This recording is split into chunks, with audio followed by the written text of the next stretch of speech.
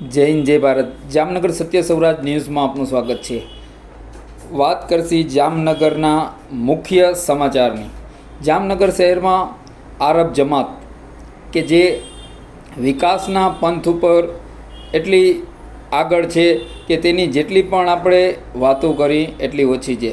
જામનગર શહેરના ચૂંટણીથી ચૂંટાયેલા આરબ જમાતના પ્રમુખ રોજાભાઈ ની આગેવાની હેઠળ 2025 એદ્રુસ પીરનું ઉરસ શાનદાર તરીકે કરવામાં આવ્યું.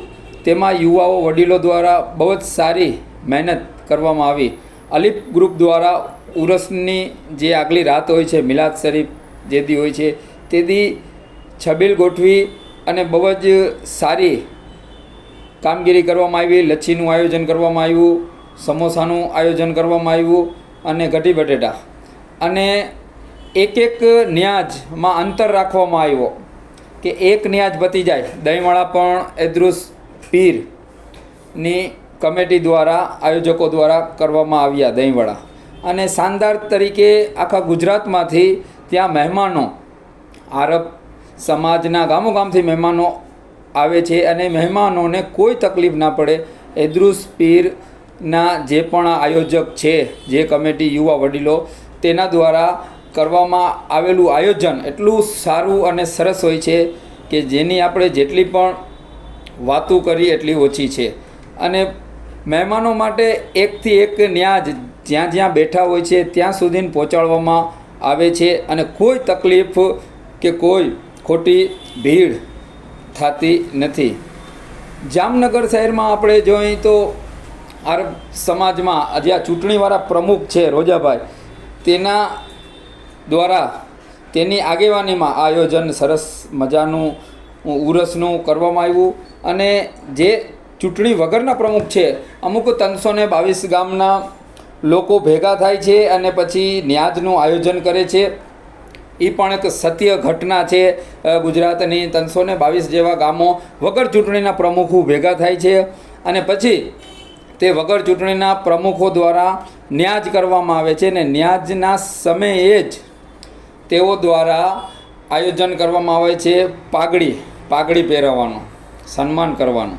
એક જ સમયે બે આયોજનનો સમય હોય છે અને પછી ન્યાજમાં આખી જેટલા પણ અહીંયાના મહેમાનો હતા, જે પણ દરગાહે સલામ દુઆ કરવા આવ્યા હતા, એ લોકો એટલા હેરાન પરેશાન ન્યાજ ખાવામાં દેગ પાસે પોતે થાલા લઈને જાય છે અને એટલી હેરાનગતિ થઈ જાય છે કેમ કે જે પાઘડી ઘેલા આગેવાનો કે જેને પાઘડીઓ પહેરવી છે ને પાઘડીઓનો શોખ છે, વગર ચૂંટણીના પ્રમુખો બની બેઠેલા પ્રમુખો તો બધાય આયોજનમાં બેઠા હોય છે પાઘડીના અને સન્માન સમારોહ રાખવામાં આવેલો હતો. આ જે વિદ્યાર્થી સન્માન સમારોહ પણ એ પાઘડી ઘેલાઓને હું એક ભારતના જાગૃત નાગરિક તરીકે જામનગર શહેર Satya Saurashtra news bureau chief Mushtaq Qureshi કહેવા માંગીશ કે ન્યાજનું આયોજન આમ થાય. જુઓ આ ચૂંટણીવાળા પ્રમુખ દ્વારા કેવું શાનદાર ન્યાજનું આયોજન કરવામાં આવ્યું અને ન્યાજમાં કાંઈ કમી ન રહી અને મહેમાનો સુધી બધી જ ન્યાજ બહુ સારી રીતે પહોંચાડવામાં આવી. અને બીજા દિવસે જે અગ્નિ અને જે જરદો કરવામાં આવ્યો તેની પણ આપણે જેટલી પણ વાતો કરી એટલી ઓછી છે. એ સાચા ઘીનો જરદો કરવામાં આવ્યો, કઢી બટેટા, કચુંબર અને અગ્નિ કે જે મટનવાળી અગ્નિ અને એ પણ બકરાવાળી અગ્નિ ખરાવવામાં આવી. અરબ સમાજના આ જાગૃત યુવાનો દ્વારા બહુ જ સારી મહેનત કરવામાં આવે છે અને આ તમામ કામ રોજાભાઈ જે ચૂંટણીથી ચૂંટાઈને આવ્યા છે એ પ્રમુખની આગેવાની હેઠળ 2025નું એદ્રુસ પીરનું ઉરસ કરવામાં આવ્યું. અને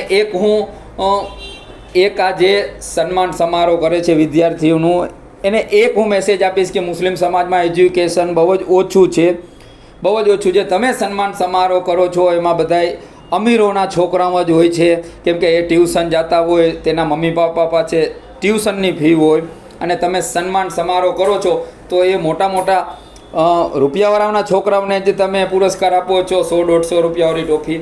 તો મુસ્લિમ સમાજની અંદર એજ્યુકેશન વધારવું હોય તો આપણે શું કરવું પડે એના વિશે ચર્ચા કરવી જોઈએ. અને જેટલા પણ ગરીબોના છોકરા છે તેવા દીકરાઓને દીકરીઓને એજ્યુકેશન આપણે ફ્રી કેમ આપવું, આપણે ટ્યુશન ક્લાસ એને કેમ ફ્રી આપી, આપણે એને કોમ્પ્યુટર ક્લાસ કેમ ફ્રી શીખવાડી શકીએ, એવા બધા આયોજન કરી અને પછી આ જે મુસ્લિમ સમાજના છોકરાઓને જે પુરસ્કાર આપવામાં આવે છે તે આપવામાં આવે. અને ગરીબોના છોકરા તો પાછળ જ રહીએ છે હર જગાએ. સમાજની અંદર પૂરેપૂરો ગરીબોના છોકરા કોઈ ગુજરી જાય છે તો ગરીબોના ઘરેથી પણ ભાતી આવે છે, ભાતીમાં પણ હિસ્સો લે છે. કોઈ પણ જમાત હોય મુસ્લિમની તેમાં ન્યાજનો ફાળો હોય તો જે નિયમ અનુસાર 200 રૂપિયા કે જે નક્કી કર્યું હોય એ ગરીબો પણ આપે છે. પણ ગરીબોના માટે કોઈ વિચાર કરવામાં નથી આવતો. અને મહિલાઓને જે જમાતની અંદર બહુ જ પાછળ રાખવામાં આવે છે. આ એક પણ એક મોટી એક ચર્ચાનો મોટો વિષય બન્યો છે કે મહિલાઓને કેમ જે મુસ્લિમ સમાજની મિટિંગો થાય છે જમાતખાનામાં તેમાં સ્થાન આપવામાં નથી આવતો. મહિલાઓ પણ એવી છે આપણા પાસે કે કંધેથી કંધો મિલાવી અને કામ કરે. અને ઘણા એવા યુવા છોકરાઓ છે તેને ચાન્સ નથી મળતો, કેમ કે સમાજની અંદર ચૂંટણી થતી નથી પ્રમુખની. વગર ચૂંટણીના પ્રમુખો પદ ઉપર બેઠેલા છે અને ગરીબોના છોકરાઓ આગળ આવતા નથી. બધી જ વસ્તુમાં ફાળો દે છે, ન્યાજમાં ભાતીમાં. તો એના ગરીબોના છોકરા વિશે કોઈ જમાતના આગેવાનો વિચારતા જ નથી. એટલે આ પણ એક મોટો ચર્ચાનો વિષય જામનગર શહેરમાં પણ નહીં પણ પૂરા ગુજરાતમાં ભારતમાં બન્યો છે. અને ઘરે ઘર મુસ્લિમ સમાજને હવે જાગવું પડે અને ચૂંટણીઓ પણ કરાવવી પડે. અઢી 3 વર્ષનો જે ગાળો હોય ત્યાં ચૂંટણી થાય તો નવા યુવાઓ ચહેરાઓ આવે અને જે જમાતને આગળ લઈ જાય. આ પણ એક જાણવું જોઈએ. અને જે પાઘડી ઘેલા આગેવાનો ન્યાજુ કરે છે 322 ગામ ભેગા થઈને, તેને આ લોકો આરબ જમાત પાસેથી ઘણું શીખવાનું મળશે. શીખવા માટે ચીન સુધી જવું હોય તો જવાય. પણ આ આરબ જમાતના આપ જોઈ શકો છો વડીલો યુવા દ્વારા શીખો કે ન્યાજ કેમ આપણે તકસીમ કરાય, ન્યાજ કેમ બનાવાય, ન્યાજને કેવી રીતે સમાજને જમાતને ખવડાવાય, મહેમાનોને પણ માનપાન કેવા દેવાય. એટલે આ પાઘડી ઘેલા અમુક આગેવાન વગર ચૂંટણીના પ્રમુખોને હું સત્ય સૌરાજ ન્યૂઝના માધ્યમથી કહું છું કે આ લોકો પાસેથી શીખો, ઘણું શીખવાનું મળશે. આ ચૂંટણી વારા પ્રમુખ છે અને તમે વગર ચૂંટણીના પ્રમુખો, થોડુંક આ લોકો આગળથી શીખો. જામનગર આરબ સમાજ, આરબના એકે એક યુવા વડીલો દ્વારા બહુ જ સારી કામગીરી 2025 એદ્રુસ પીરના ઉરસ દરમિયાન કરવામાં આવે છે. અને કોઈ જાતની મહેમાનોને તકલીફ પણ નથી પડતી. અને અમુક પાઘડી ઘેલા આગેવાનો ન્યાજ કરે છે તો એ ન્યાજ પણ હાથેથી થાલા લઈને દેગે પણ પોતાને કાઢવી પડે છે. એવી પણ સત્ય ઘટનાઓ અને હકીકત થઈ છે. આ હતું સત્ય સૌરાજ ન્યૂઝની રિપોર્ટ. આપ જોઈ રહ્યા છો Satya Saurashtra news. Bureau chief Mushtaq કુરેશીની અવાજથી આ રેકોર્ડિંગ પણ કરેલું છે. અને યુટ્યુબમાં શેર કરો, સબસ્ક્રાઈબ કરો. જામનગર સત્ય ન્યૂઝ આવા જ સમાચાર આપ સુધી પહોંચાડતા રહેશે. જય હિન્દ.